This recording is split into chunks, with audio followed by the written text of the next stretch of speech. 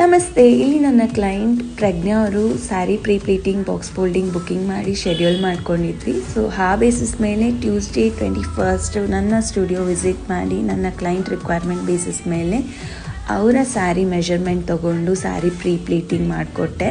So ಅವ್ರಿಗೆ ಅವ್ರ sister wedding ಇತ್ತು. So travel to the native ಆದ್ದರಿಂದ ಸೊ ಬಾಕ್ಸ್ ಫೋಲ್ಡಿಂಗ್ ಮಾಡಿಸ್ಕೊಂಡು ಹೋದರು.